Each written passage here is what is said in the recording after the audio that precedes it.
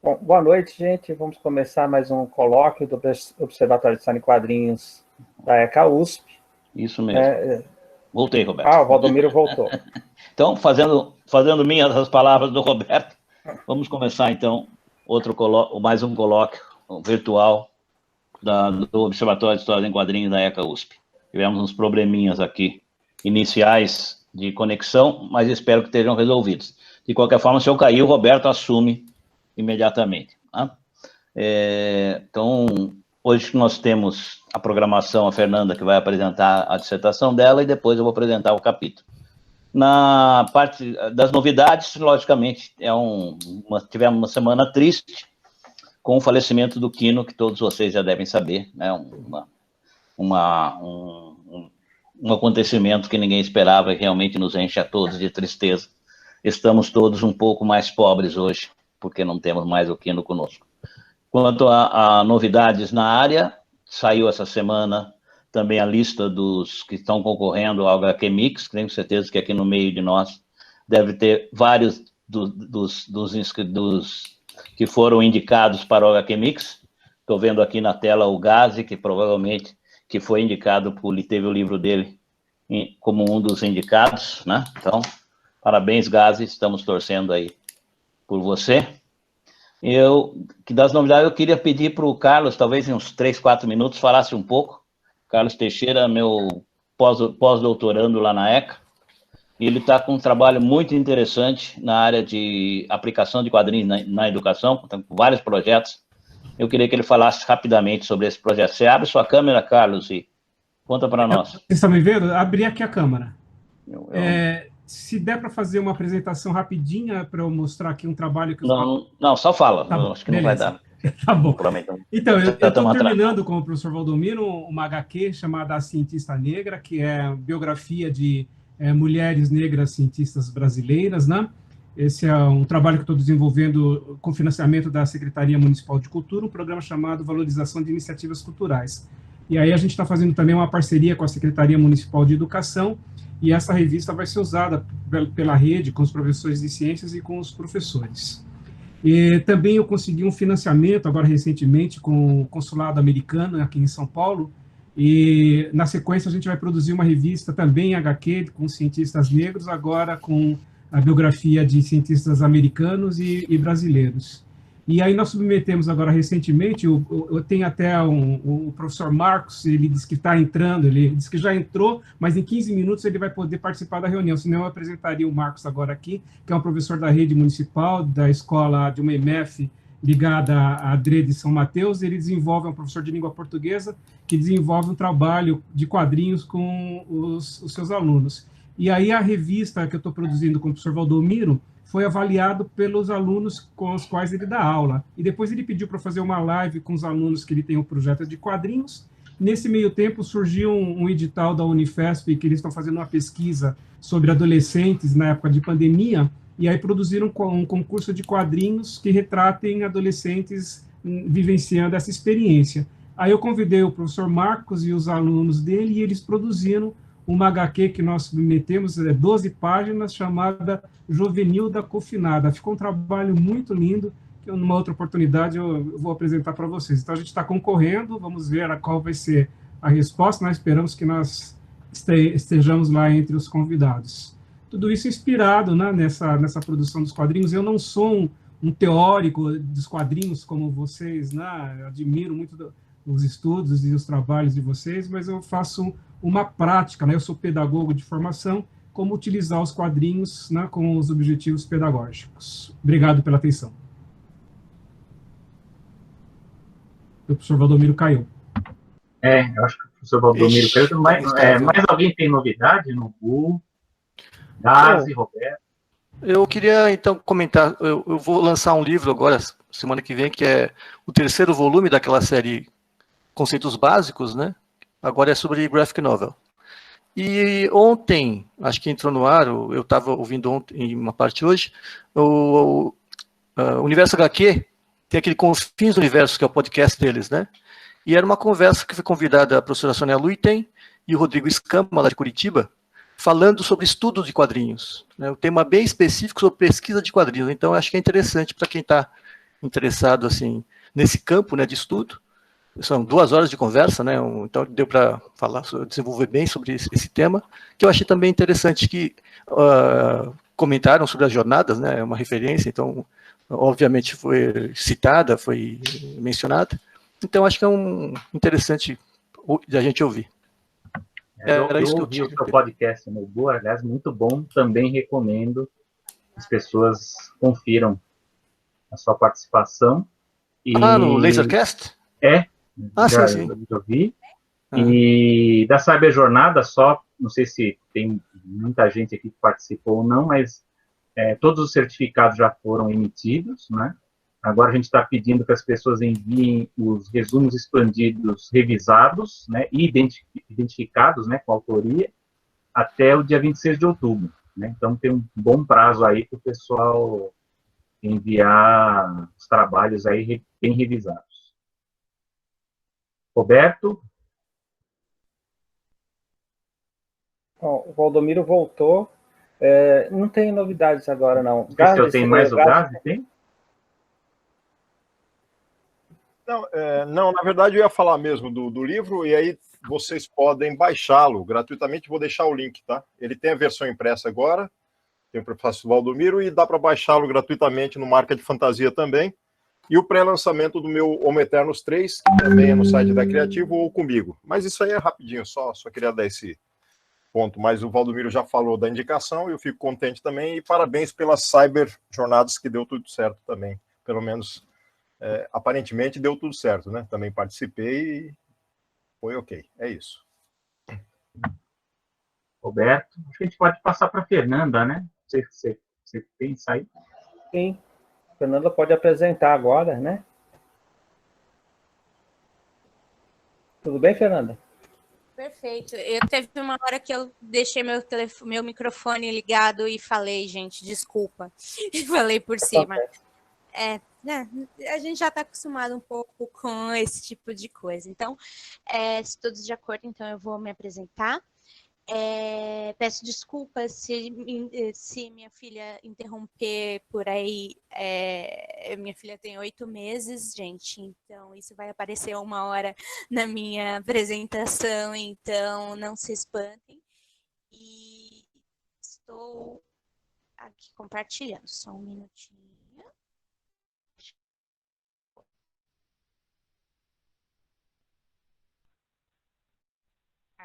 Agora, sabe, eu estou em duas telas, ela apareceu ali, não apareceu ali, para dar um tchauzinho.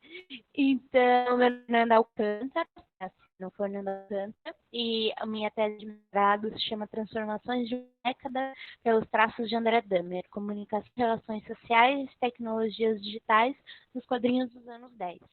Fui Sou o professor Dr. Valdomiro Vergueiro e defendi o meu mestrado em dezembro do ano passado. Já é para desse ano, gente, que cachorro passou aqui. Fazer a apresentação em casa é isso mesmo.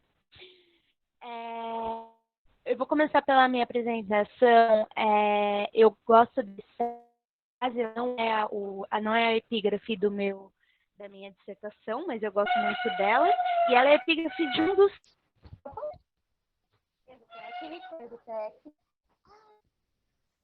Teremos vários erros técnicos, gente. Isso acontece. Enfim, eu gosto muito dessa epígrafe do Enfio, e o Enfio aparece muito na minha carreira acadêmica. Fernanda, fala um pouquinho mais alto. Põe o microfone mais perto. Eu tenho que segurar o microfone, eu esqueci. E na tela você pode clicar ali em ocultar, né, para tirar aquela barrinha que está embaixo. Ah, sim, ocultar. Eu só não consigo ativar o Windows, porque, como eu disse, o computador não é meu, então não sei se é um Windows falso, gente, não sei, não estou sabendo nada, só peguei o computador emprestado. Epígrafe do Enfio e tá no livro do Roberto Elísios, que foi da minha banca, que eu gosto muito dessa frase. Eu não comecei com ela, mas eu gosto dela porque é de uma entrevista do Enfio e ela simboliza muito, retrata muito essa apresentação, porque essa apresentação vocês vão perceber que ela é muito mais sobre a jornada que me trouxe, que foi uma jornada muito maluca, esse meu mestrado, do que propriamente o trabalho em si. Eu acho que uma das frases que eu carrego muito, que me disseram, é isso, que o mestrado não é só o trabalho final, é todo o processo, todas as disciplinas, todos os textos e apresentações. Então, para mim, isso é muito presente e em filme presente, né? E esse Helena, como eu disse, eu coloquei para me lembrar de explicar por que talvez eu tenha interrupções e a minha filha de 8 meses. Então, eu começo pelos agradecimentos da orientação do professor Valdomiro Vergueiro. Como eu disse, a minha banca ela é o professor Paulo Ramos, não sei se está presente, mas também é um integrante do Observatório de Quadrinhos, o professor Roberto Elísio dos Santos e o professor Vitor Blota, que é de Direito da ECA.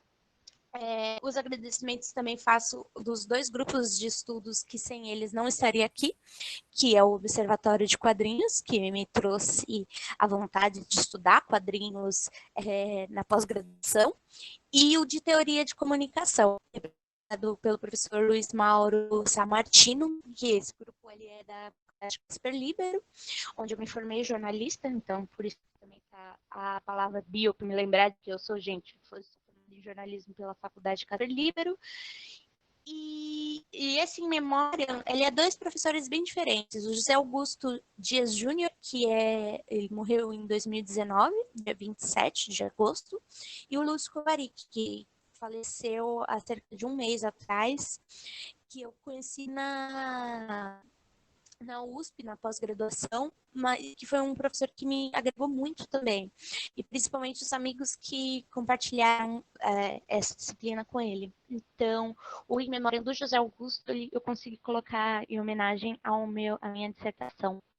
E a minha jornada, como eu disse, eu gosto muito eu até me detive um pouco na defesa nessa parte, e aí eu tiveram que falar, olha, pode caçar um pouquinho, porque para mim era muito importante colocar a jornada, porque ela começa em 2008, exatamente no primeiro ano da Casper, de jornalismo, e exatamente na disciplina do José Augusto que eu falei, que é a homenagem, porque era uma disciplina de história, e dentro dessa disciplina tinha que fazer uma reportagem sobre a memória de alguém, de algum tempo, era sobre memória oral e história oral, né? Como que a gente passa disso. E aí, eu e os colegas resolvemos fazer com o Jaime Leão. Alguns devem conhecer, um ilustrador muito importante na década de 80 e que estava um pouco esquecido, sabe? Então, eu conheci o Jaime Leão porque meu pai é cartunista e meu pai deve muito ao Jaime Leão, e o Jaime Leão, ele era muito importante, foi importante para mim. E eu sabia que ele tinha uma história, porque ele chegou a ele se autoexilou no Chile durante a ditadura, porque ele era perseguido, tinha uma história incrível. E aí eu queria resgatar essa figura. Então foi graças ao José Augusto que eu comecei a trabalhar jornalismo e quadrinhos, vamos dizer assim. Em 2011 teve meu TCC, que a capa é essa ilustração que vocês estão vendo, traços e rabiscos nos anos 80, o trabalho de enfio na década de transição. E, assim, no começo do TCC, eu e a minha colega que fez o TCC comigo, que é a Luciana Reis, a gente queria fazer, assim, simplesmente um álbum com todos os cartunistas, ainda muito inspirado do Jaime Leão. Aí teve um primeiro professor que falou, amiga, vocês não vão conseguir fazer isso no TCC, né? Desculpa. Aí eu falei, tem razão, talvez. Aí a gente foi focando, aí a gente falou, que tal a gente pegar o que a gente quer passar a década de transição, né, nos anos 80 e tal, e quem seria o fio condutor dessa história? Quem seria o personagem? O Enfio. E a gente fez um livro-reportagem, então não tinha tanto esse rigor acadêmico da dissertação, não se pretendia nada acadêmico, era um livro-reportagem mesmo. Então, e a gente entrevistou vários artistas. Então, a gente entrevistou enfim, mais de 15 cartunistas, enfim, a gente entrevistou muita gente, e e alguns que não eram cartunistas, mas para contar um pouco, trazer esse lado do Enfio. E aí, em 2012, a gente se candidatou e ganhou o prêmio HQ Mix como melhor dissertação. Que foi quando eu ganhei, conheci o professor Valdomiro, conheci o Nambu um pouco mais, enfim. Bom, passou, fui para o mercado, ser jornalista, uma maravilha, que os jornalistas daqui vão saber como que é, delícia. Em 2015 eu saio do jornalismo e eu começo a entrar no grupo de estudo, os 2 grupos de estudos que eu comentei. E aí eu fiz a aula com uma aluna especial, o professor Ian Gordon, que aí eu falei, uau, eu acho que eu quero estudar quadrinhos, eu quero trabalhar com quadrinhos Vamos tentar. Em 2015 eu prestei, não passei. Em 2016 entrei com o projeto. Então, como surgiu a ideia da minha dissertação? Eu apresentei, como eu disse, em 2016. E eu queria fazer alguma coisa que eu já tivesse algum conhecimento, como eu tinha feito um enfoque no Enfio, na década de 80. E aí eu percebi que era, como eu falei, a gente estava em 2016 e eu queria fazer uma comparação, na verdade, como cada década tinha alguns artistas que se destacavam e que representavam a década e tal. E eu falei, aí eu sugeri isso e um professor falou, não, amiga, você não vai conseguir fazer isso numa dissertação, que também tem um prazo curto, diminui isso daí. E aí eu falei, nossa, eu quero falar sobre essa década, porque essa década é 2016 já, e tanta coisa já aconteceu, tanta loucura já aconteceu, que eu queria pegar essa década de 2010. Então, a ideia inicial era isso, a década de 2010, a década que não queria terminar. E eu sabendo, e eu passando em 2016, eu ia apresentar em 2019 e sabia que ainda muita coisa ia acontecer. Não, claro, eu não tinha noção de muitas outras coisas que aconteceram, né? Facada, eleição, Amazônia, enfim, Babúrdia, muitas outras coisas. Mas algumas coisas a gente já sabia, então foi cada vez piorando, né? Vamos dizer assim mais. Então, eu demorei muito para chegar no objeto da pesquisa, e aí eu consegui no final, né? Bem final mesmo. Então, quem não tiver sua pergunta de pesquisa, entenda que isso é uma coisa que às vezes acontece, às vezes não.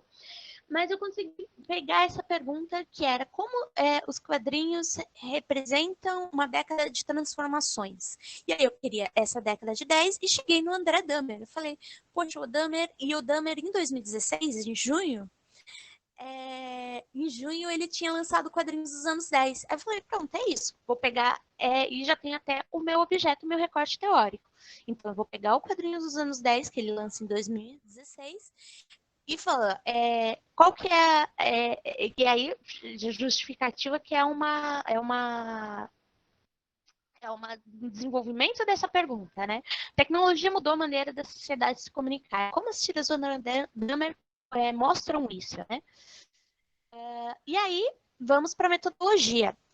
Só antes de eu ir para aquele slide, o que eu falei. Eu era em jornalismo e a Casper, é minha alma mater, mas eu falo que ela é boa de várias coisas para formar jornalista, mas não academicamente. Hoje deve ter mudado, afinal também já me formei, eu formei em 2011, estamos em 2020, né? 10 anos depois. Mas eu tinha um problema com metodologia, então eu consegui achar essas perguntas, eu fui apurando. Peguei as 310, mais ou menos, cartoons que tem na quadrinhos, né? Tiras do André Dahmer. Listei todas e fui falando quais eram os temas principais. Então, numa primeira tabela, eu falei, vou falando qual é o tema principal, ou pelo menos o que me vem à cabeça. Aí o tema 2 e o tema 3, quando tinha 2 temas. Porque normalmente as tiras do André Dahmer é isso. Eles trazem 2 temas principais. E aí foi quando eu cheguei nessa tabela aqui, que eram os temas mais discutidos por ele, e eu vi que tecnologia se destacava. Então eu falei, olha, nos quadrinhos dos anos 10, se a gente for falar as mudanças dos anos 10, o que pega mais, pelo menos o que o Dahmer extrai mais o humor, é a tecnologia. Então eu vou por aí. Então, como eu disse, no final foram 106 tiras que falavam de tecnologias digitais. É importante o digitais porque é um termo que eu usei bastante, e foi o professor Paulo Ramos que me falou tanto na qualificação quanto nas diversas coisas, das diversos eventos que eu apresentei a minha dissertação. Ele falava, olha, presta atenção com a palavra tecnologia, porque o que é tecnologia? E nisso tem um trabalho muito bom, agora eu não vou lembrar o nome do trabalho. Depois tem na minha biografia, mas que é um trabalho lá da Faculdade Técnica do Paraná. Eu não vou lembrar especificamente o nome do trabalho, gente, me desculpa. Eu vejo na biografia e mando depois. Mas ele fala sobre tecnologias do trabalho do Malvados, do André Dahmer, né? Então, o foco dele é tecnologia, a ideia do trabalho dele ele é formado em tecnologia, então a minha, ela se discerne muito nesse sentido. Desculpa, gente, eu tô bem nervosa, porque fazia tempo que eu não mexia nesse trabalho, então eu tô meio gaguejando. Então, eu peguei 3 critérios principais, eu voltei o slide para falar que eram 3 critérios que eu selecionei para poder analisar 106 tiras. Uma era o desenho, então tinha que ter o desenho de alguma tecnologia digital, o computador, celular, enfim. O termo, que aí também aparece, às vezes, da internet, de alguma forma, o termo computador, internet, ou o contexto. O contexto ainda é mais difícil, mas o contexto sugeria que o humor vinha da tecnologia. Então, no final, 106x e quadro teórico. O quadro teórico de referência, eu já tinha, então eu já vinha um pouco do próprio estudo do observatório, mas eu quis muito dar ênfase nos historiadores e do quadro teórico do Brasil. Isso era uma coisa que eu queria muito que desse o peso ao meu trabalho.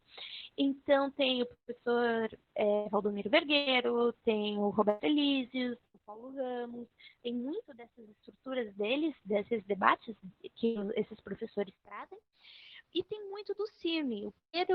Os primeiros capítulos que eu vou apresentar, eles trazem muito do CIRNE, que era uma figura que o professor o Moacir Cirne, ele parece um humor, a crítica dele à sociedade como um todo, vem muito na linha do André Dahmer. Então, eu quis trazer um pouco isso. Como eu disse, eu sou do jornalismo da comunicação, então eu trouxe muito da teoria da comunicação, acabei trazendo. Então, eu trago o professor Luiz Braga, que tem um trabalho que alguns devem conhecer, que é o do Pasquim, é a tese de doutorado dele, que virou livro depois, o Pasquim, mais para ele do que para Oba. E Martino, eu deveria ter colocado um S, que é o Martinos, porque tem o Luiz Martino, que é o professor da UNB, que me ajuda muito, mas principalmente o Luiz Mauro Sammartino, porque o Luiz Mauro, ele é um professor a quem eu devo muito. E o Signati também, que ele traz um pouco dessa discussão das tecnologias digitais e sociedade como um todo. Na perspectiva de novas tecnologias, eu trago a professora Beth Saad, professora na ECA, trago um pouco de Castells, porque não tem como falar de novas tecnologias e, enfim, sem Castells, eu acho. Mas principalmente eu trago o Byung-Chul Han, que é um filósofo que eu digo que eu não gosto muito de usar esse termo, mas ele está muito na moda. Mas o Byung-Chul Han, ele vai trazer um olhar muito parecido com o Dahmer também, que é um olhar um pouco negativo, mas que é uma crítica bem que não é bem a palavra negativa, mas carregada, vamos dizer assim, muito brutal. E o Byung-Chul Han, ele tem vários livros, eu trago vários livros dele, A Sociedade do Cansaço, principalmente, mas usando até as palavras do professor Paulo Ramos, que estava na banca de qualificação, praticamente meu primeiro capítulo é Cirne e o segundo é o Han, porque eu me apoio muito nesses dois. E, claro, outras correntes teóricas que me ajudaram principalmente na conclusão, que é a Boaventura de Souza Santos, o Stuart Hall e a Kate Woodward, que principalmente quando a gente vai pensar a identidade para analisar essas tiras. Então, os objetivos, fazer um estudo de caso que demonstre como as histórias em quadrinhos são um conteúdo legítimo, e eu coloco o negrito legítimo em homenagem à nossa querida Beatriz Siqueira, que eu também uso e cito na minha dissertação, que tem um trabalho de ciências muito bom em defesa do quadrinhos como legítimo, para entender as transformações históricas das relações humanas, analisar a tecnologia como ferramenta que altera o comportamento comunicacional dos brasileiros, então eu sempre tento trazer a comunicação e como essas transformações têm a ver com comunicação, e fazer um panorama sobre os impactos do avanço tecnológico na comunicação entre as pessoas no século XXI, principalmente com a popularização da internet. Lembrando que a gente tem a internet, ela vem no Brasil e começa a se adaptar na década de 2000, mas de 2010 é que ela vai se popularizando, né? E isso era um debate um pouco na apresentação, tirei um pouco da dissertação, mas são vários elementos que vão se colocando durante a dissertação. Uma delas que eu queria dizer, deveria ter dito lá atrás, por sinal, é que eu considero que a década de 10 começa em 2010, termina em 2019. Por isso que eu tinha uma linha muito tênue e eu não queria me aprofundar muito nas coisas que aconteceram pós-2016, né? Embora eu estivesse aqui acompanhando tudo isso. Então, a estrutura final do meu trabalho, ele é dividido em 3 partes. O primeiro seria um contexto.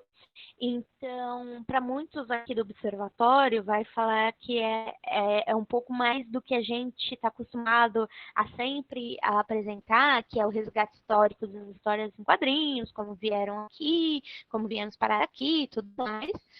Por que eu trago e eu achei importante trazer no meu trabalho? Porque é isso, às vezes a gente está apresentando em outros lugares e a gente não sabe. Eu cheguei a apresentar em seminário na Unicamp e falaram, nossa, tem alguém estudando quadrinhos no jornalismo? Aí eu falei, opa, gente, pelo amor de Deus, né?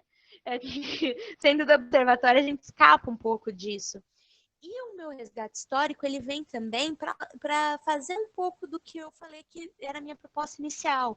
Falar um pouco de como alguns artistas se mostram e são influentes em algumas décadas, e como na década de 10 eu cheguei, para eu chegar na década de 10 e no André Dahmer, houve uma história antes. Então, esse contexto, essa primeira parte da minha dissertação, ela é o resgate histórico e os anos 10. Aí, o segundo é a análise, como viemos para a análise das tiras em si. Então, aí é que eu vou fazer todo aquele trabalho de análise de conteúdo que eu falei de separação e de ver como que a tecnologia e como o André Dahmer trata isso nessa segunda parte, que eu dividi em outras 3 partes, que eu dividi as tiras em como viemos parar aqui, o que é esse aqui, e uma terceira que seria o que vem pela frente, com a perspectiva do futuro. E por final, é o resultado, né? Na verdade, esse final, confesso aqui para vocês agora, já passada a banca já aprovada, viu, Roberto? Não tem como você negar. Essa terceira parte era a parte que eu ia trabalhar mais, que eu queria desempenhar e fazer muito mais. Só que aí veio uma gravidez de Helena, que está lá embaixo, então eu não consegui muito. Então, a conclusão, eu queria muito ter feito muito mais, e todo o processo ter feito muito mais, mas acabou que não aconteceu. Mas a dissertação é assim, gente. A gente pensa que vai fazer, vai dar tempo, quando a gente vê, já está pedindo extensão de prazo para a USP. Então, vamos lá. A dissertação em si. Então, essa primeira parte é o resgate histórico. Então, eu tenho os capítulos que é do século do quadro ao século do papel. Então, eu faço um resumão de século XIX e século XX, aí as mudanças para o século XX, a segunda metade do século, a experiência do mercado brasileiro e uma ditadura pronunciada. Tem alguém que problema com ditadura, ou até no ditadura não foi ditadura, foi revolução, eu sinto muito, não sei se deu para perceber, que eu tenho uma linha política muito definida. Isso o professor Valdomiro até tenta controlar muito, mas não tem como quando a pessoa ela é mordida, é comunista, né? Quando a pessoa é da balbúrdia, é da balbúrdia. Então, essa é a linha um pouco do meu trabalho, sinto muito. A dissertação chega nos anos 10, então essa é a segunda parte desse contexto. Então eu contextualizo um pouco a webcomics, e aí eu uso muito os conceitos que a gente vai trabalhar webcomics, e contextualizando um pouco do momento político. Eu confesso que na minha primeira versão tinha muito mais o contexto político, e aí a banca de qualificação muito sabiamente falou, olha, não está um pouco misturando política com quadrinhos, essa não é a ideia, não acho que você deve ir por aí. Eu concordo plenamente, foi uma acréscimo e tanto. O professor Valdomiro também batia muito nessa tecla. Mas aí, assim, eu fiz uma classificação de leve para mostrar o que era a década de transição, né? O que eu estava falando da transição.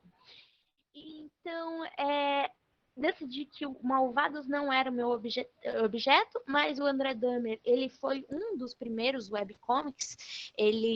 O André Dahmer, para quem não conhece, ele é muito conhecido pelas tiras Malvados, mas essas tiras, ele começou a publicar no site, que foi do site que ele foi para o jornal e não foi o inverso, então isso já foi um destaque, e ele entendia de programação, então ele teve um dos primeiros sites brasileiros a publicar quadrinhos.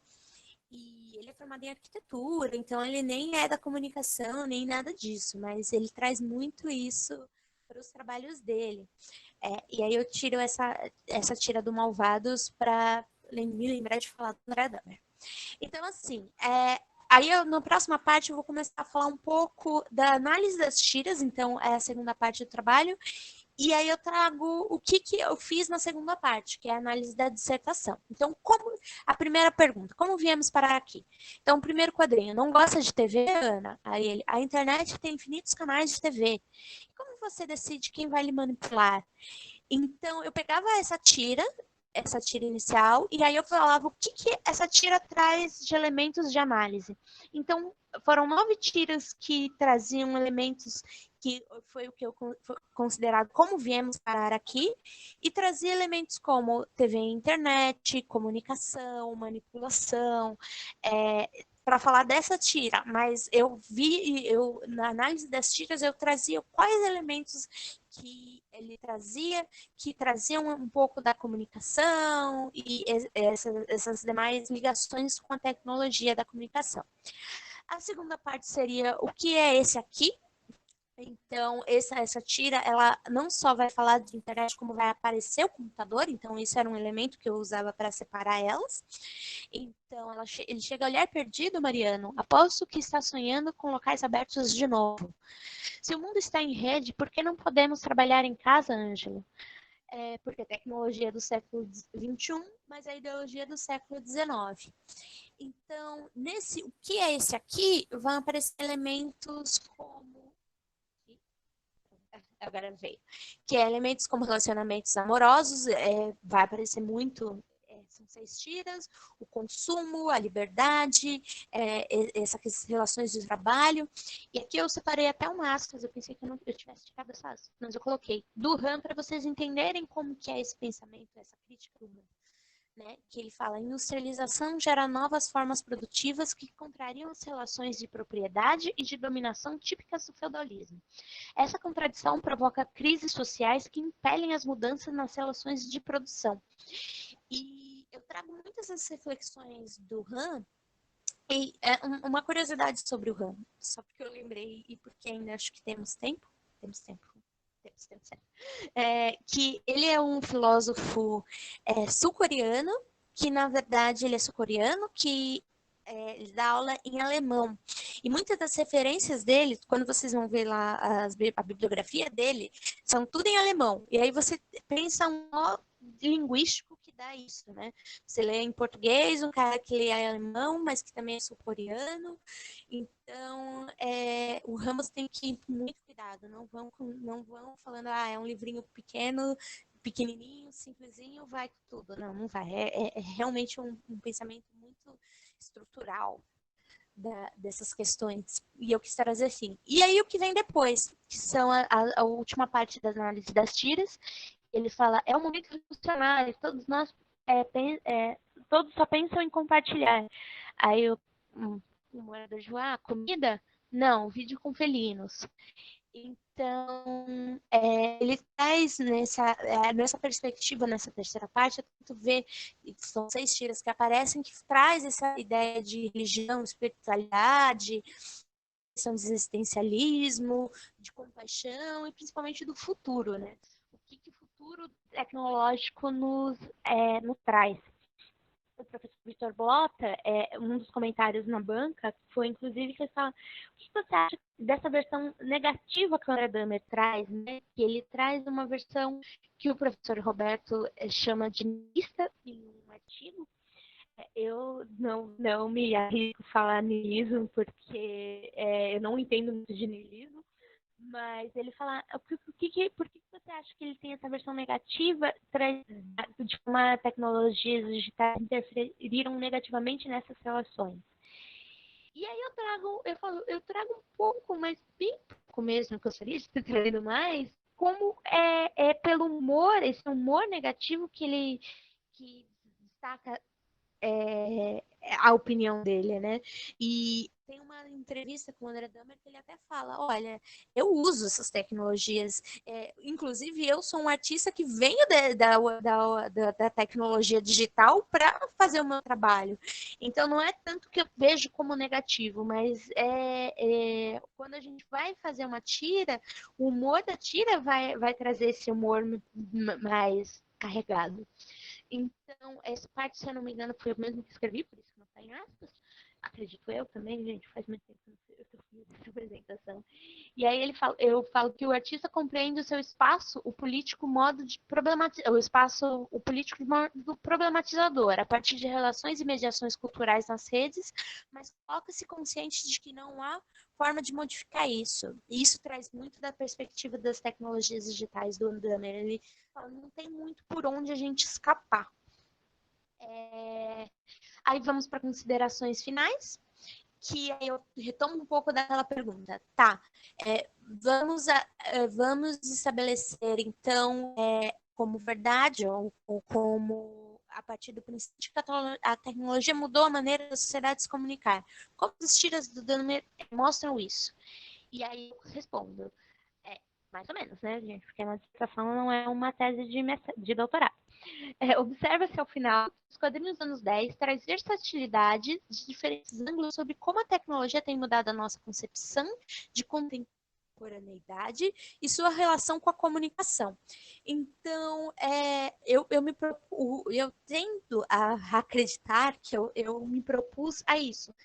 Não para falar como as tecnologias mudaram, ou como o André Dahmer, o que o André Dahmer acha, que é diferente do meu TCC, que eu tinha que trazer o Enfio, e trabalhar com um autor vivo é muito esquisito para mim, mas nesse sentido de ver como que isso aparece nessas tiras dos quadrinhos dos anos 10, o que seriam os anos 10 diante desses quadrinhos. Então, essa frase também estava na dissertação, que é um pouco do que acabou dessa perspectiva para o futuro, né? Diante das incertezas dos rumos dos quadrinhos na internet e seus diferentes suportes de leitura, espera-se entender se as tiras cômicas de Dahmer apontam para um futuro de vazio existencial ou apenas um alívio cômico para as incertezas desse destino. Isso daqui estava numa apresentação anterior à dissertação. Então, é um pouco desse sistema que eu trago. 2 vezes o mesmo slide. E aí, quando eu comecei em 2016, eu pensei em trazer esse quadrinho, essa série que ele fez em 2018, para vocês terem uma ideia, como algumas coisas não mudaram, né? Que era o Brasil Medieval. Porque assim como o Quadrinhos dos Anos 10 era uma série, o Brasil Medieval foi uma série curta, e ele traz isso como a gente voltou no tempo, né? Como vai voltando. Mas até esse quadrinho ele já desistiu porque a gente já não tem nem mais graça. A gente já é um Brasil medieval, né? E essa bruxa fez para ser queimada. Não sei porque eu queria queimar junto com a rapaziada. Aí também para queimá-la um pouquinho. E deixa eu dizer que essa tira, por exemplo, ela conversa muito em 2018 com a cultura do cancelamento, né? E que é outras discussões que trazem assim. Então, eu sempre penso que o tiro dele traz tantos pensamentos possíveis pra gente. Isso que eu pensei fazer um pouco na minha interpretação. E aí, essa sim foi a frase, minha epígrafe que eu comecei, e eu gosto de terminar, eu terminei a minha apresentação de mestrado, e eu terminei essa apresentação com ela, porque para mim ela significa muito, porque como eu disse, era um projeto que eu queria muito fazer muito mais coisas, acabei não conseguindo ter tempo, mas talvez eu não tenha conseguido fazer o melhor, mas voltei para que o melhor fosse feito. Não sou o que deveria ser, mas graças a Deus não sou o que era antes. Que é clichê do Martin Luther King, mas para mim ela tem um peso muito forte. E aí é isso, essa tira, para terminar, eu acho que é muito esse sentimento. Tudo bem? Tudo? Não, acho bem melhor você se informar. E agora sim, afinal, que esse daí, o Brasil acabou, sério, finalmente. Eu sempre penso nessa tira para acabar e para dizer obrigada, porque se o Brasil acabar é tipo, obrigado, finalmente. E é isso. Obrigado, Fernanda. Eu acho que a gente poderia abrir para as perguntas. Quem quiser fazer perguntas, por favor, use o chat para tirar dúvidas com a Fernanda, elogiar, criticar.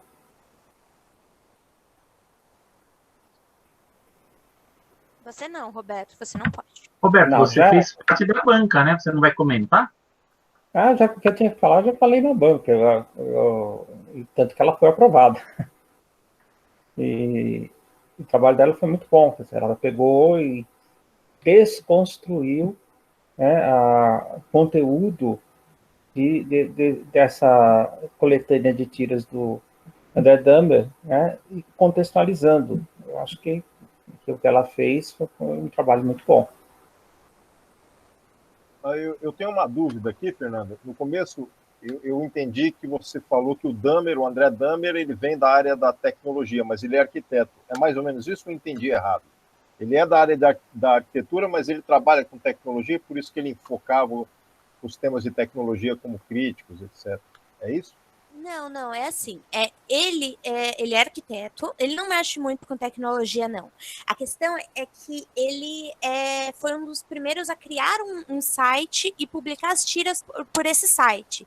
Quando você vai ver, vamos dizer, as histórias das webcomics, o André Dahmer, ele é um dos primeiros a publicar as tiras dele, a desenhar e publicar em um blog, entendeu? Que é o Malvados. E a partir desse blog é que ele vai para o jornal, e aí a partir disso que ele vai começar a ser cartunista. E por isso que eu fiz esse paralelo. Agora, a questão da tecnologia foi uma coisa um pouco que apareceu quando eu fui analisar, sentar e... Alguém até indicou o coisa para ele. O servidor para ele, para você ter uma ideia. Então, assim, quando eu fui ver os quadrinhos dos anos 10, o que são esses quadrinhos dos anos 10? Então, os quadrinhos dos anos 10, quando a gente vai ver isso, essa relação de tecnologia é o que aparece mais, e é por isso que eu foquei isso no meu trabalho de dissertação, entendeu? Mas ele não é formado em tecnologia, não. Entendi agora, entendi melhor. Obrigado. O André Dahmer e tem mais o cartunista que fez o Preto no Branco, Alan Sieber. eles têm um humor muito parecido, eles têm um enfoque muito parecido nos seus dois trabalhos. Você chegou a fazer essa comparação, essa leitura dos dois? Olha, apareceu principalmente por causa do seu artigo, que você faz essa comparação, essa aproximação. Só que, como eu queria falar dos anos 10, eu foquei, eu acabei escolhendo o André Dahmer e focando só no livro. O Ciber, ele acaba não aparecendo. Mas, só para contar, já que a gente tem um tempinho ainda, e curiosidades sobre a dissertação, uma das vezes que eu não falei com o André Dahmer, para não misturar um pouco do que ele me falava com registros, enfim, acadêmicos, mas uma das palestras ele falou assim que era engraçado como essa questão da tecnologia e ele é muito amigo do Alan Sieber, e ele sentou uma vez com o Alan Sieber e o Alan Sieber falou assim, cara, você tem que sair do jornal, você tem que sair do papel. Ninguém mais está fazendo papel não dá dinheiro, jornal não dá dinheiro, você tem que ir para a TV. E aí o André Dahmer falou que não conseguia, porque ele até fez um esboço e falaram que era muito pesado o que ele tinha pensado para a TV. E que o Ciber, se eu não me engano, ele participa do Greg News, o programa do Gregório do Vivier para HBO. E aí o André Dahmer falou, não, para mim não é, eu assim, essa pergunta sempre me vem, se eu conseguiria migrar para outras coisas, e ele fala que não, que a internet é bom, que dá visibilidade, ele começou, o jornal ainda, mas o que ele gosta de fazer e publica no jornal da Folha ainda, eu acho, mas que, enfim, é muito essa curiosidade do que ele e o Ciber, eles são amigos, né? E é nesse sentido. Valdomiro, você tem alguma questão para a Fernanda? Ela foi te orientando.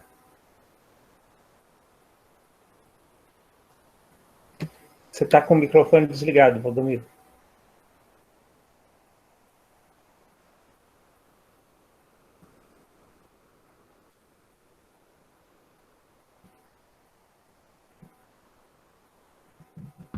Valdomiro, precisa ligar o seu microfone.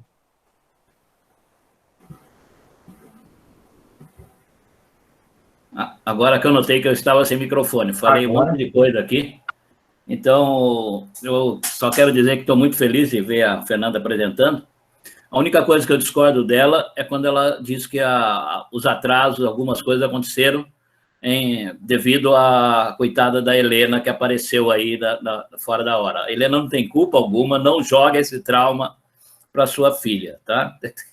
Ela não tem nada a ver com isso, não. Então, pelo contrário, ela colaborou bastante, foi um incentivo a mais para você terminar a dissertação. Ela só colaborou, não atrapalhou em nada, não. Então, e se ela chorar aí, com certeza ela está protestando em relação a isso.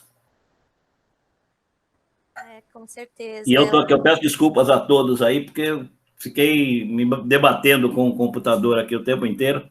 Agora eu troquei o computador, só estou copiando a minha apresentação para esse computador novo, e daí espero conseguir apresentar, senão vamos ver se dá. Um instantinho só peço um pouco de paciência. Alguém mais tem algum comentário?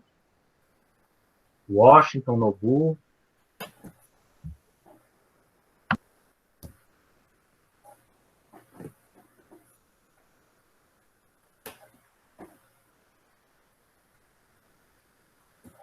Espero que tenha sido bom, por isso que ninguém tem dúvida.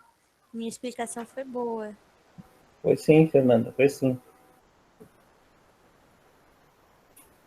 Agora, na segunda parte de hoje, o Valdomiro vai apresentar o penúltimo capítulo do livro A Comic Studies Reader, que trata de uma apresentação multimídia do Alan Moore, que virou quadrinhos. Eu vou ver se eu consigo colocar a apresentação aqui. Se não der, você manda para o Selby e ele tenta colocar lá. Mas acho que agora deve dar.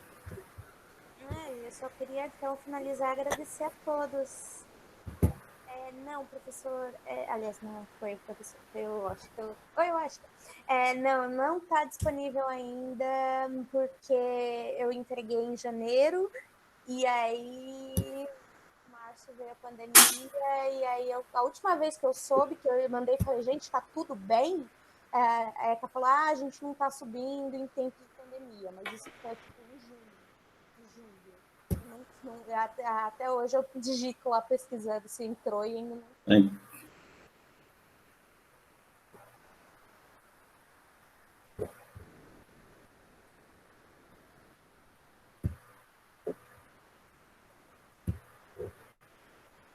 Então, assim, só para finalizar para o professor, passar para o professor, eu queria muito agradecer e pedir desculpa, porque eu estava muito nervosa para apresentar isso.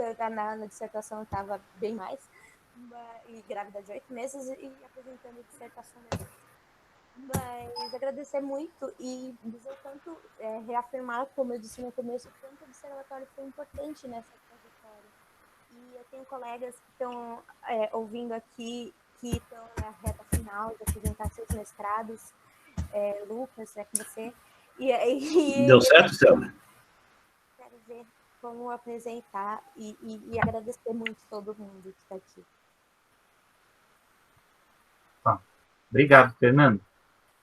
O professor Valdomiro ainda não apareceu. Aqui para mim aparece que está começando a compartilhar. Então pode ser que esteja lento, tem que esperar um pouquinho. Apareceu, compartilhar toda a tela. Daí eu bato aqui em compartilhar e não consigo ir para frente. Tem que clicar na figura da tela, professor. Eu também empaquei nessa hora. Cadê? Alguma coisa vai acontecer. E aí depois em compartilhar. Agora está entrando. Alguma coisa está acontecendo. Abriu a tela. Agora vou entrar na minha tela. Entrei na minha tela. Apareceu alguma coisa diferente? Aparecendo a sua apresentação aqui. Transcending Comics. Espera aí. Falta você apertar o F5, eu acho. F5.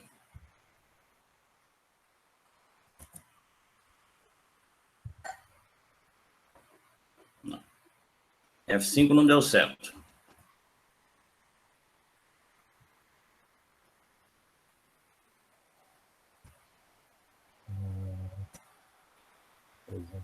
Clique em ocultar também nessa barrinha que aparece embaixo. Ocultar. Pronto.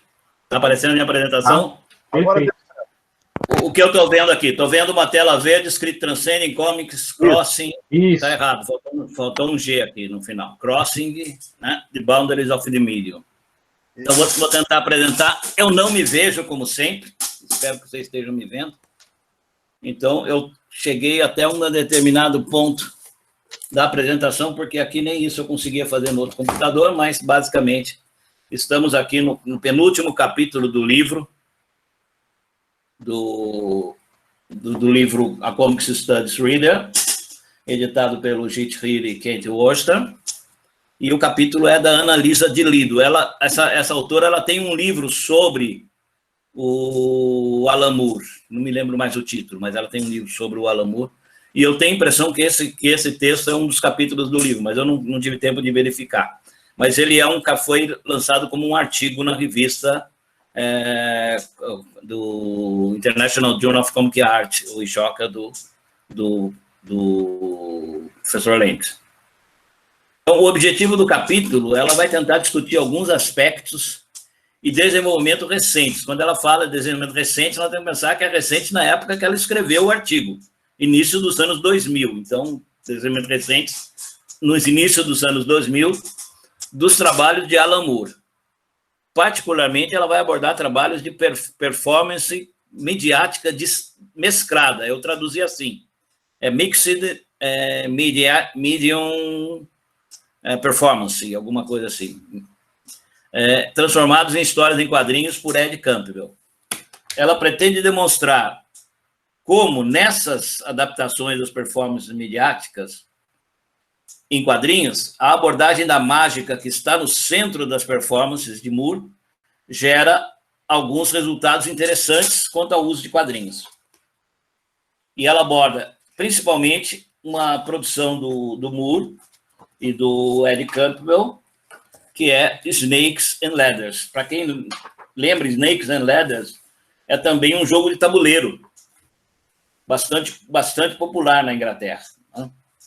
Então, ele vai fazer era uma apresentação que ele fazia e depois ele vai transformar numa história em quadrinho. Então, que a gente tem uma adaptação diferente, né? Que a gente tem, não é uma adaptação de uma obra literária para quadrinho, é adaptação de uma performance. Depois que ele publica a história em quadrinhos, vai sair o CD.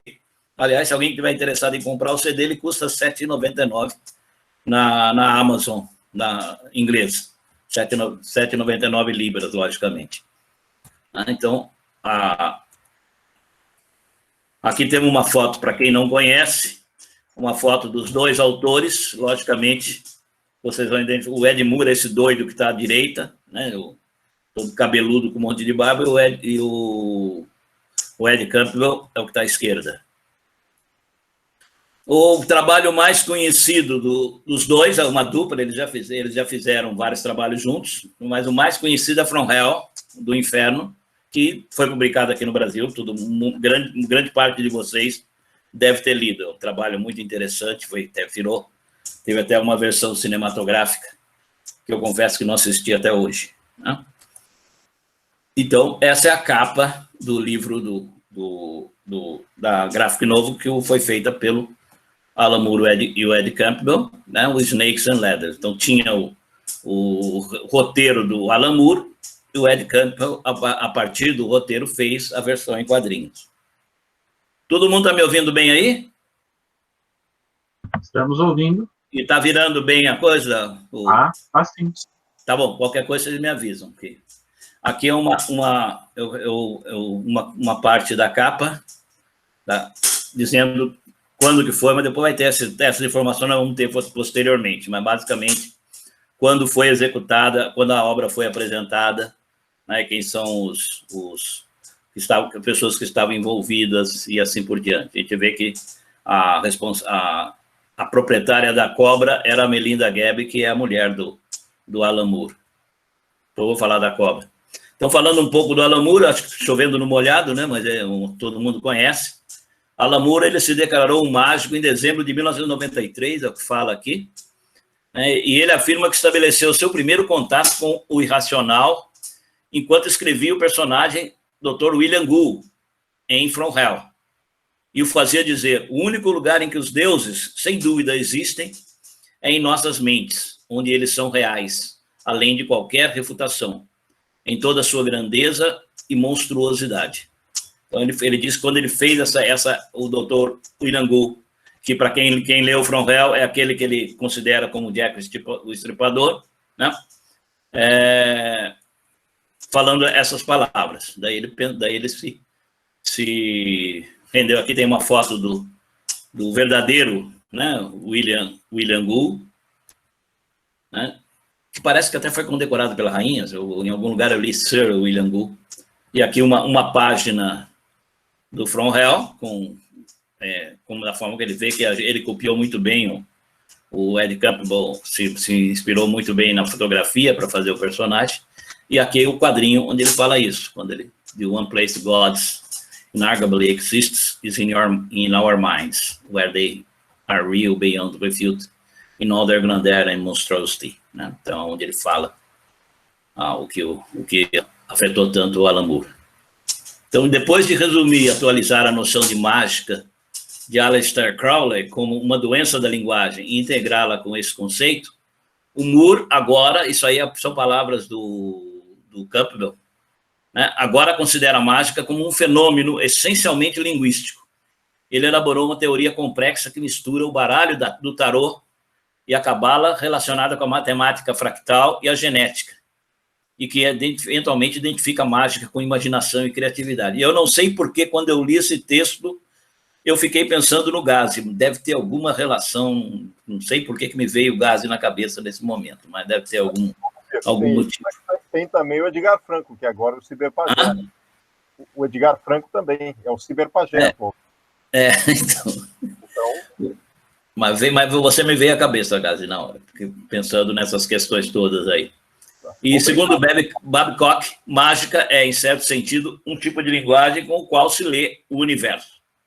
Então, toda essa ligação ele vai apresentar nessa obra que vai ser analisada pela Ana de Liso. Analisa de Liso. Então, um conceito que ele vai desenvolver na obra são dois conceitos, basicamente, o psicogeografia e o de performance, né? De performance mesclada, midiática mesclada. O psicogeografia é o conceito desenvolvido por Alan Moore, como um meio... Eu não entendi, não ficou claro para mim se ela apresenta o conceito do Alan Moore ou se o Alan Moore desenvolveu esse conceito, porque ela fala que outras pessoas também vão trabalhar a psicogeografia. Mas o que ele diz que... o Alan Moore se baseou num conceito já existente anteriormente da psicogeografia. Sim, mas ela apresenta o conceito que ela apresenta aqui é o do Alan Moore. É o do Alan Moore. É o do Alan Moore, é um meio de imaginar o significado das ruas em que nós vivemos e passamos nossas vidas. E assim nosso próprio significado como habitantes dessas ruas. E ele vai desenvolver essa ideia em Big Numbers em 1990. Eu acabei não achando, eu ia procurar alguma imagem do Big Numbers, mas não achei. E outros artistas vão utilizar a psicogeografia e ela vai citar com um deles como o Ian Sinclair, que é um diretor, se eu não me engano. E ainda falando na psicogeografia, ao caminhar e pesquisar locais, o escritor psicogeográfico, até difícil falar isso, se torna não um autor, mas um canal para o legado cultural do lugar a emergir através da massa de coordenadas históricas e memórias antropológicas que ele acumula pela experiência geográfica. Essa experiência, frequentemente, é urbana. E esse escritor usa o espaço físico como um palimpsesto. Para quem lembra, palimpsesto é aquela... quando fazia os papiros ou os pergaminhos que se raspava e escrevia por cima. Então, o palimpsesto é aquele que está por baixo, né? Para delinear um caminho em um mapa ficcional subjetivo, e ainda assim universal, no qual o leitor pode reconhecer sua própria identidade e referências culturais.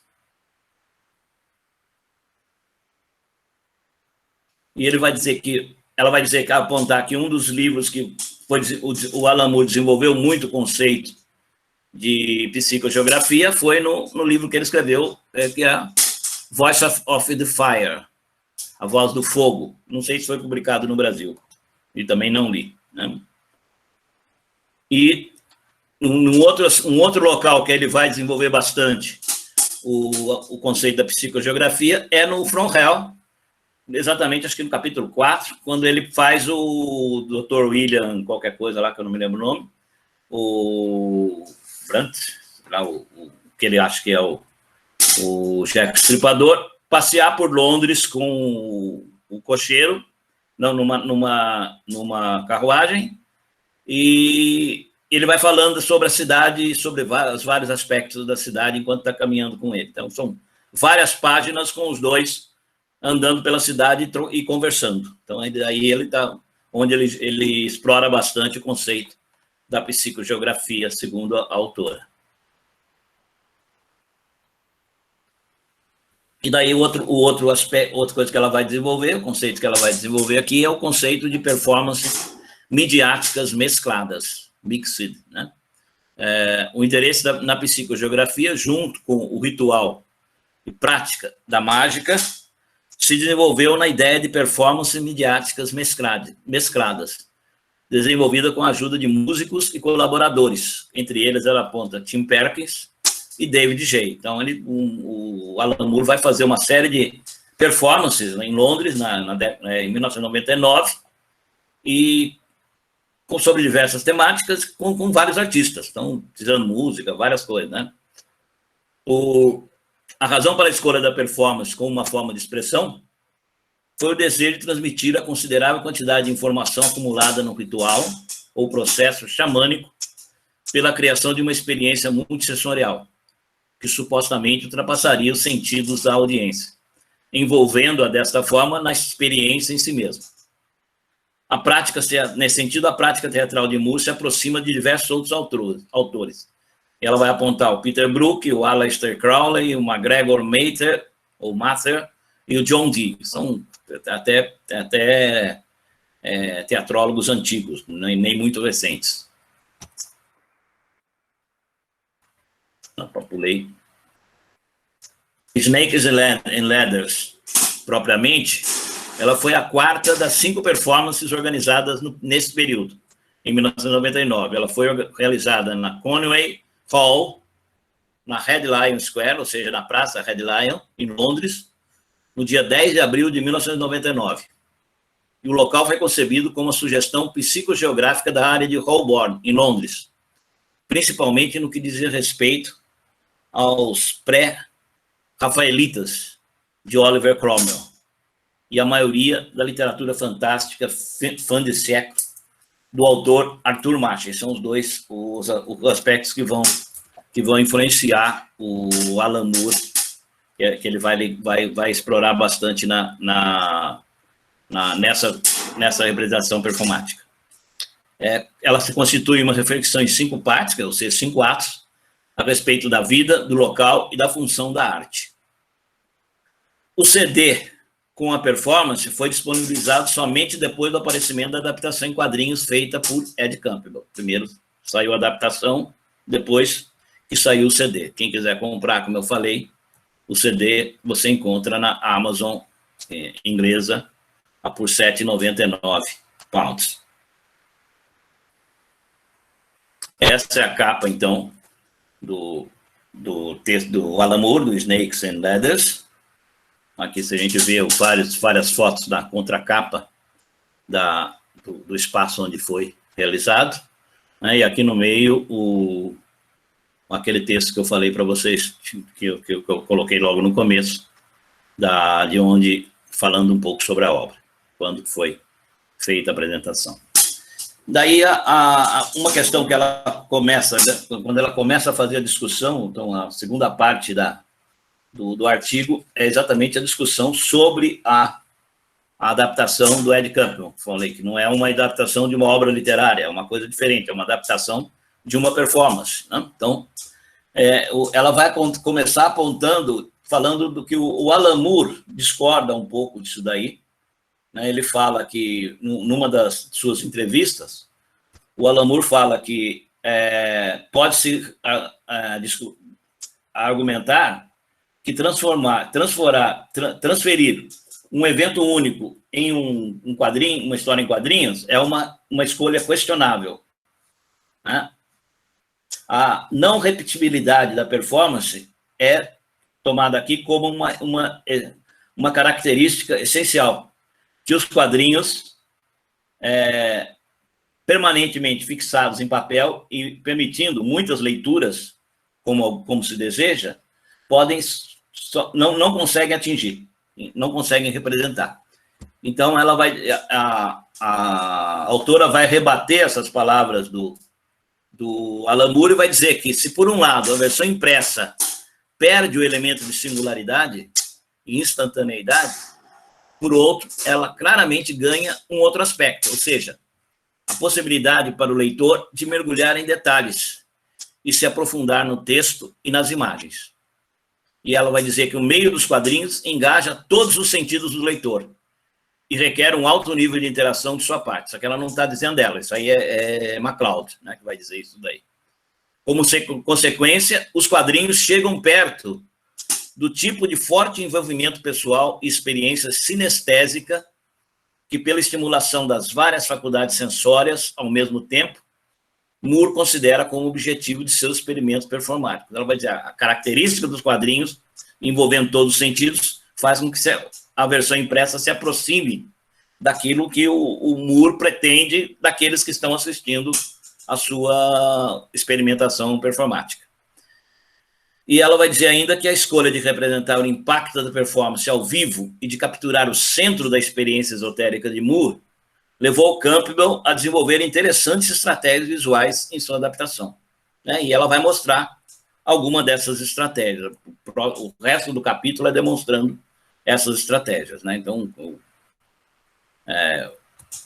várias que são, quer dizer, uma leitura bastante interessante.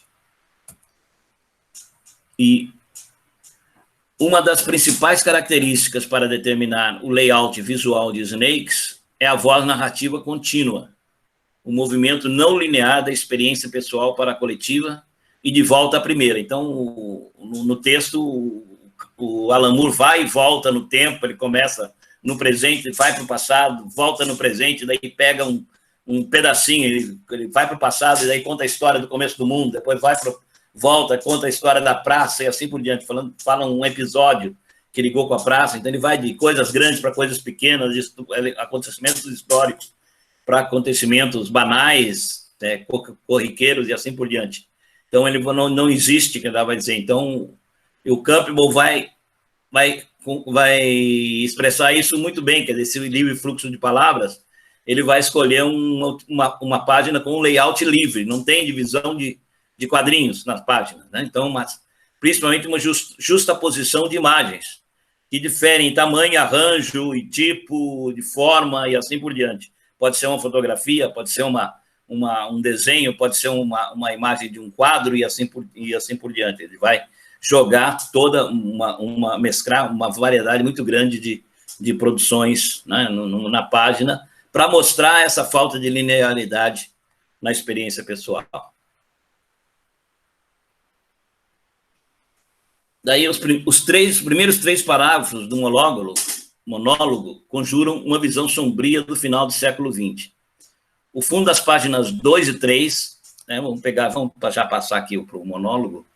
Se vocês veem aqui os 3 primeiros, esses 3 minutos, não sei se dá para ler aí, os 3 primeiros parágrafos vão mostrar aqui, você vê o final do século XX, o último capítulo do século XX, aparece o Alan Moore no meio da página, né, aqui no meio da página, né, aparece ele como a voz é dele, né, e aqui daí o fundo das páginas 2 e 3, que são essas páginas que eu mostrei agora, é uma área inteiramente cinza, né, que parece manchada por uma matéria orgânica não definida, sobre a qual, na página 3, Campbell colocou uma fotografia retrabalhada, como se tivesse sido arrancada de um jornal do Muro de Berlim, quebrado e pichado com grafite falando do milênio, e pedindo por Freiheit, eu não sei se pronunciei direito, liberdade. Então, a gente vê aqui em cima da página 3, né, onde a gente vê uma imagem de um carro quebrado, depois há um muro abaixo aqui, a palavra Freiheit, e aqui e embaixo uma cena de uma cidade, né? Daí na mais embaixo, em frente ao muro, há uma pilha de sucatas de carro, sobre o qual repousa uma capa da revista Vogue com uma foto de Lady Di, emblematicamente expondo a decadência ideológica do último século. Está aqui, ó, a gente vai ver aqui logo no começo, na página, mais ou menos no meio da página, pequenininho, a capa da Vogue com a foto da Lady Di. Então, tudo isso demonstra, segundo a autora, a decadência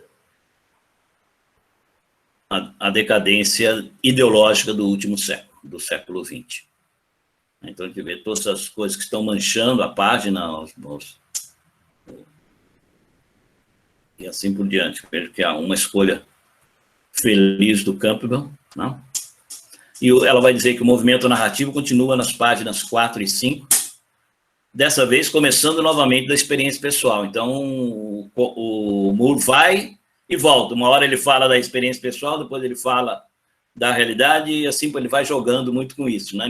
Daí ele começa a tecer uma rede de referências a Oliver Cromwell, Arthur Machen e Francis Crick, todos tendo passado algum tempo em Northampton. O centro é Northampton, que é uma cidade que fica no sul da Inglaterra, né? Mais ou menos no sul, sudeste da Inglaterra.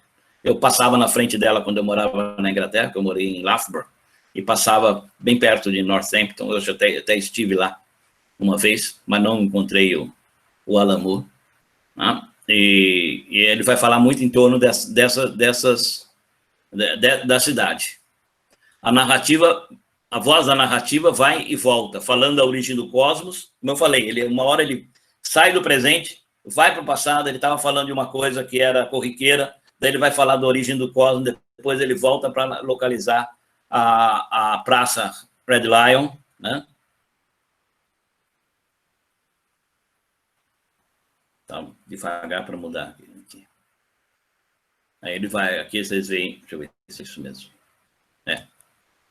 Aqui ele vai para o Cromwell, depois ele vai falar várias coisas, depois ele volta de novo para a praça e assim vai. Na tentativa de reproduzir a multiplicidade de referências e correspondência factual que abundam no roteiro de Moore, Campbell faz uso substancial de colagem, colocando seus próprios desenhos ao lado de fotografias, retratos, mapas, reproduções de pinturas pré-rafaelitas e assim por diante. A gente vê aqui exemplos, né? Tem pinturas, fotografias.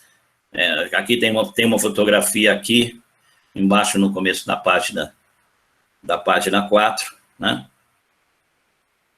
Depois tem uma outra pintura aqui, depois tem várias páginas, ele vai misturar fotografias, colagens, desenhos, todo tipo. Então, isso ele vai buscando representar a apresentação do Alan Moore, a performance que ele fez. Aí, na seção 2, Stars and Garters, ela abre com uma reprodução de um folheto totalmente desenhado e escrito à moda do século XIX, convidando a audiência a assistir a performance de Mr. Moore e seus colaboradores. É como se o primeiro fosse um introito, e aí começa a apresentação. Então, reproduzindo o convite para a apresentação, reproduzindo o público como se estivesse assistindo a apresentação em um teatro. E o cenário das páginas seguintes é o período final da Era Vitoriana ou da Eduardiana, né, o que é o filho da Rainha Vitória, Eduardo VI, se eu não me engano. E nesse, uma mulher, que ele chama a encarnação da imaginação, dança com uma cobra de fantoche manejada por uma figura encapuzada. E a gente vai ter aqui, começa contando a história, daí ele vai fazendo a história do mundo, daí aparece a mulher, né, com uma cobra, ele mistura cartas do tarô, né, a mulher com a cobra, e é uma cobra que claramente ela é movimentada, ela é um fantoche, ela não é uma cobra de verdade. Em alguns momentos vai ver o fio que está movimentando a cobra. Então, e essa voz narrativa do fundo, né, começa a desvendar uma lista de criações, lendas e histórias que envolvem serpentes, eventualmente conectando-as ao DNA. Vai várias apresentações falando da cobra, várias coisas da cobra, né? O Campbell vai reproduzir o ato na sua adaptação, enfatizando o fio na cabeça da serpente e o maquinário utilizado no palco. Desta forma, ele reafirma a crença de Moore de que a magia é um produto puramente ficcional da mente humana. Que ele tem, aqui a gente vê claramente o fio que movimenta a serpente, né? Aqui mostrando que é uma manipulação, mostra o cara lá em cima de um, sei lá como é que chama isso daqui, manipulando a serpente, né? Um andaime, né? Manipulando a serpente, então, para mostrar o aspecto de representação do ato, né? E daí ele vai jogar ele vai voltar com isso, né? Que nesse mesmo tópico, ela vai dizer que ele aparece normalmente na seção 3, onde o Moore representa a si mesmo e faz o seu personagem encontrar o ocultista John Constantine, né? que aparece no Monstro do Pântano. Então aparece o Moore e daí ele encontra o John Constantine, então mostrando que mágica e realidade se encontram, né? Na seção Bagdá, eu só consegui chegar até aí na apresentação. Daí, na seção Bagdá, ele vai trazer suas estratégias visuais, na qual o uso da colagem se torna ainda mais significante. e onde a simples justaposição visual é muitas vezes colocada lado a lado com a superimposição de imagens. Bagdá é o nome que Machen deu ao cenário lunar imaginário que ele disse ter visitado no estado de mente que ele mergulhou depois da morte de sua mulher. Moore o associou com o Yesod, que ele associa com a descida ao inconsciente e dentro do espaço do sonho. E daí ela vai continuar, né, a descrever várias partes dessa adaptação do Campbell e enfatizando como que os quadrinhos conseguem reproduzir o mesmo ambiente que o Moore tentou desenvolver na apresentação performática dele. E daí, com isso, eu termino. Né? Basicamente, é isso que ela desenvolve. Acho que é um artigo bem interessante, né? Mostrando, acho que uma questão que a gente tem discutido mostrando o potencial dos quadrinhos para reproduzir outras mídias, como os quadrinhos conseguem. Se o autor tiver um conhecimento do meio que responda às necessidades do que se pretende fazer, ele consegue reproduzir, logicamente que com as limitações que o meio permite, aquilo que a produção original tentou fazer. Né? E nesse caso, é um caso sui generis de adaptação, que é uma adaptação de uma apresentação performática, né? E não de uma obra literária. E se alguém me explicar como é que eu saio dessa apresentação agora, eu agradeço. Vai, Selby. Como é que eu saio, Selby? É só ir embaixo lá e clicar para descomparar. Isso aí. Aonde? Aqui. Aqui. Parar a apresentação. Isso. Tá bom. Pronto. Estou tentando. Tá, pronto. Roberto? Então, basicamente é isso. O artigo é bem interessante. Ele é meio chato. Eu confesso que algumas horas fiquei até com sono quando estava lendo, porque eu acho um artigo bem chato, mas no final ele é interessante. Quando a gente para analisar, acaba sendo bem interessante, porque eu acho que ela consegue mergulhar bem no que o Ed Campbell tentou fazer para se aproximar das características da apresentação do Alan Moore. Acho que vale a pena ler, inclusive. Né? O que eu achei, então... Eu até pretendia terminar com... Tinha mais 2 imagens que eu queria colocar, mas daí o meu computador deixou de funcionar, acho que ele está muito carregado, não consegui mais colocar as imagens. Mas eu vou terminar a apresentação e depois disponibilizo a apresentação como eu gostaria de que ela tivesse. Tá certo, Céu? Okay. Então é isso. Abro para perguntas, se alguém tiver algum comentário. Roberto, Onombu, Washington, estou vendo o Cadu Simões aqui, um prazer revê-lo. Então, se tiverem comentários. O Alan Moore tem uma série de preocupações, de tópicos que ele aborda em várias obras dele. Então, a gente encontra esses elementos nos quadrinhos, nos livros, nessas performances. As ideias dele vão estar se repetindo em vários textos, vários roteiros que ele fez. Então, essa apresentação dele, e é interessante notar que a autora vai fazer referência a From Hell, do Inferno. Ele vai usar isso em várias obras diferentes, as mesmas referências, as mesmas ideias, que formam o imaginário dele. E essa coisa de Northampton ser um ponto de referência para mágica, tal, isso é bem inglês, né? É bem inglês. O Alan Moore, ele mergulha bem no imaginário da sociedade inglesa nesse sentido, né? Pegando esses aspectos mágicos, todas essas coisas que fazem parte da tradição inglesa, né? É uma coisa interessante que a autora ressalta, né? Que ele fala das ruas, do bairro dele, etc., mas ele fala do mundo, fala de coisas que são universais, a partir do particular. Eu achei interessante o conceito de geografia, de psicogeografia que desenvolve, né? Mas é interessante, né? São ideias. E eu acho que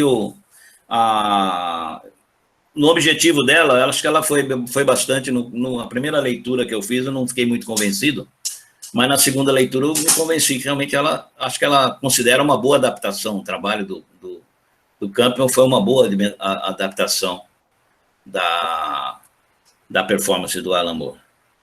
Tem uma visita. A Helena chegou, Helena. Helena está participando da primeiro colóquio do observatório da vida dela. Eles estão vindo cada vez mais cedo aqui para o estudo de quadrinhos. Pois é, né? Que doideira, gente. E a gente vai começar apresentando o Alan Moore para a coitada.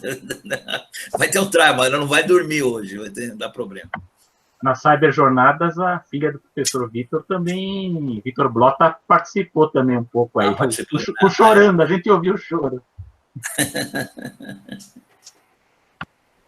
Você não tem alguma coisa para acrescentar? Eu conheço pouco essa parte do Alan Moore, eu conheci o livro From Hell há muito tempo, né? Acho que um livro chato, também achei chato pra caramba, mas consegui ler até o final.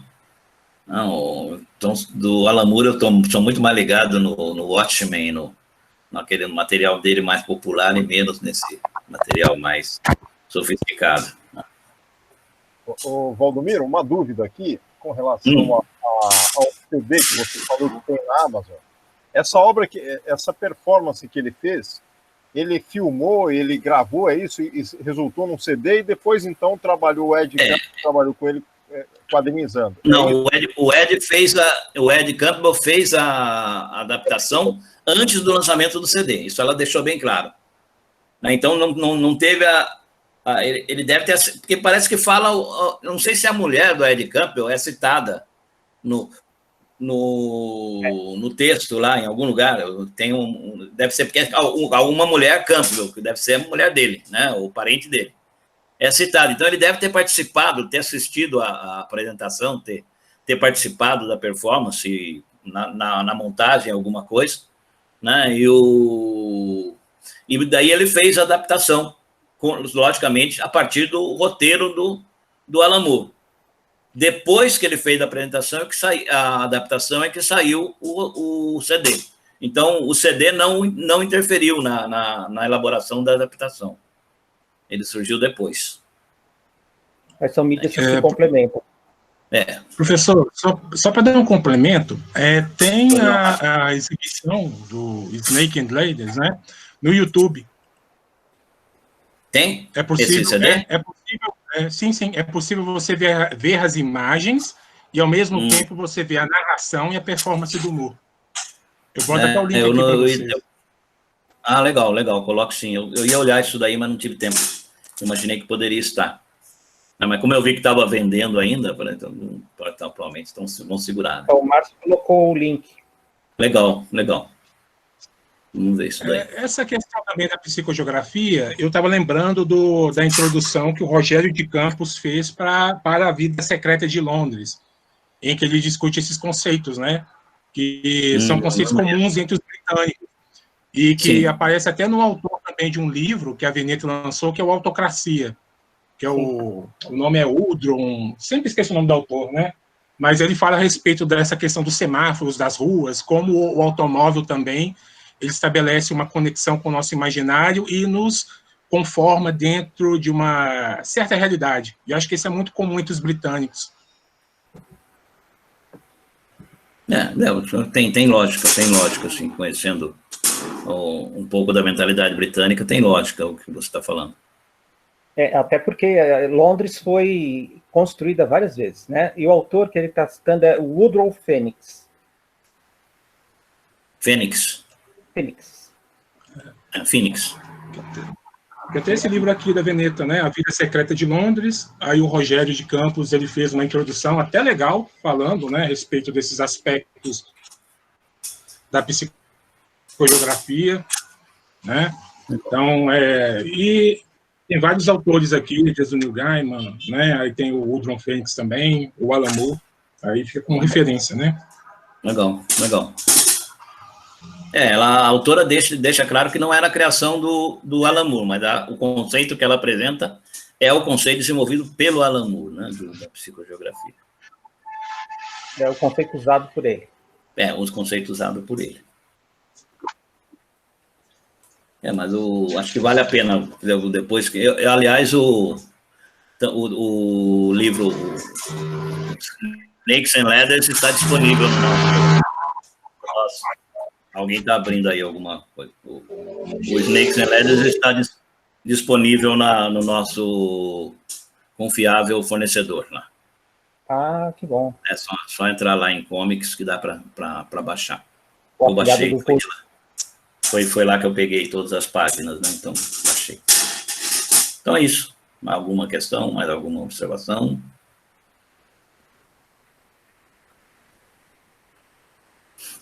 Então, podemos, então, terminamos até mais cedo hoje.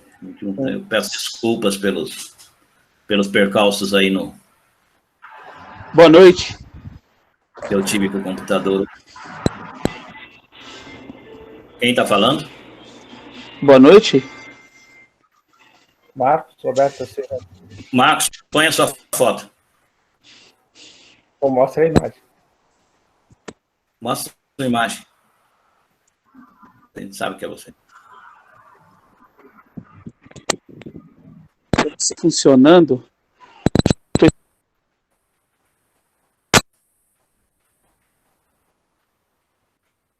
Nós estamos te ouvindo, não.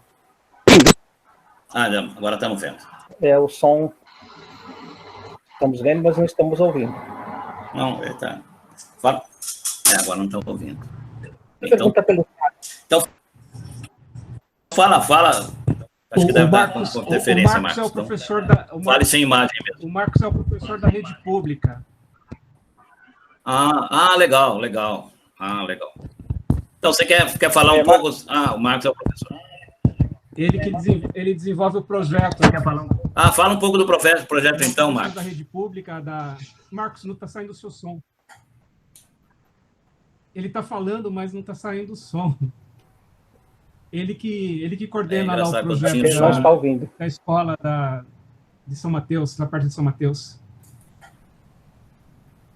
Que pena, viu? Seria interessante eu ouvir. De mim, que eu tô em Itaquera. Boa noite, Marcos. Pode falar. Estamos te ouvindo. Tudo bem? Então, a minha pergunta é se vocês estão conseguindo escutar? Está com um barulho, mas pode falar. Mais ou menos.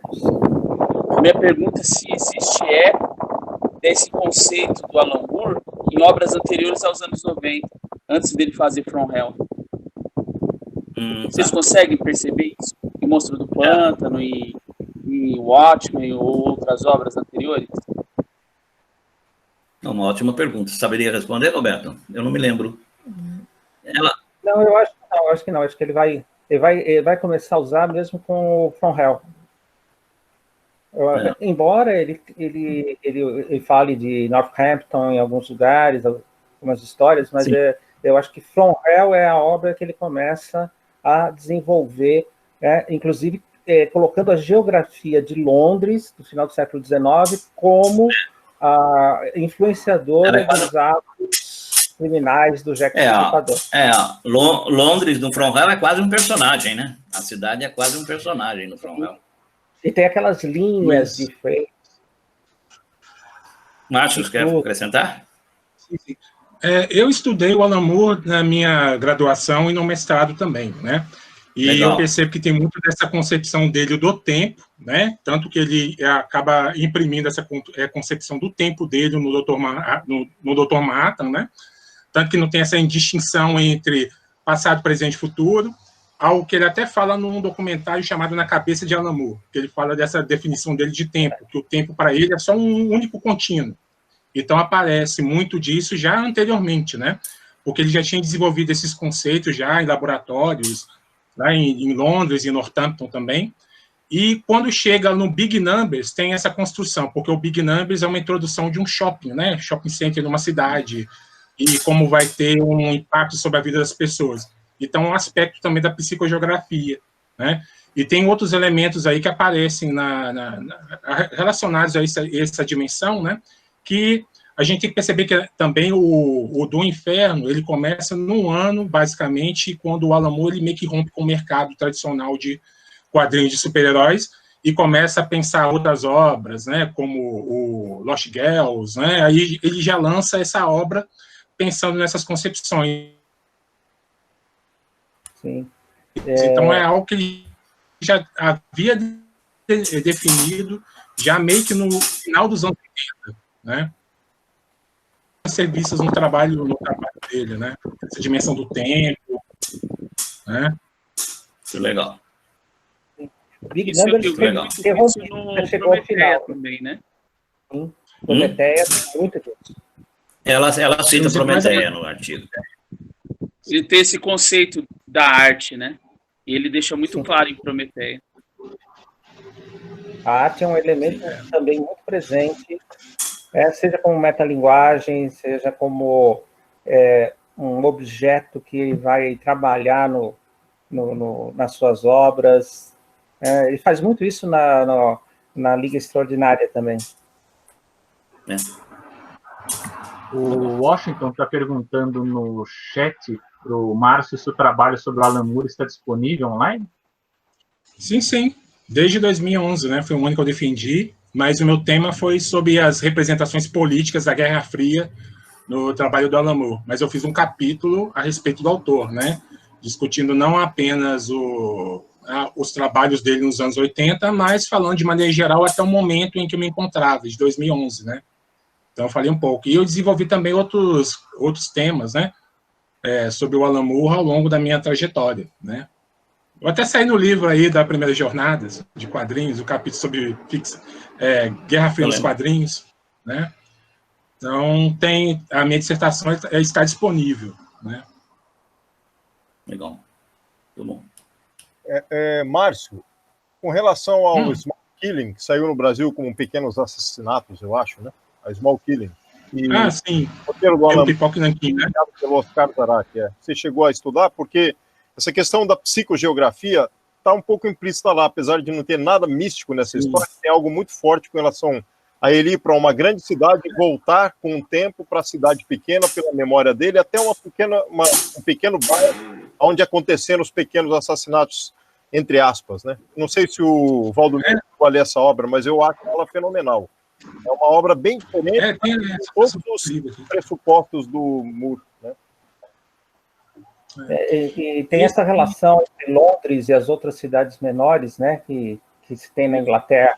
Londres é o ponto central e as pessoas vão para lá de trem, etc., e voltam para suas pequenas cidades.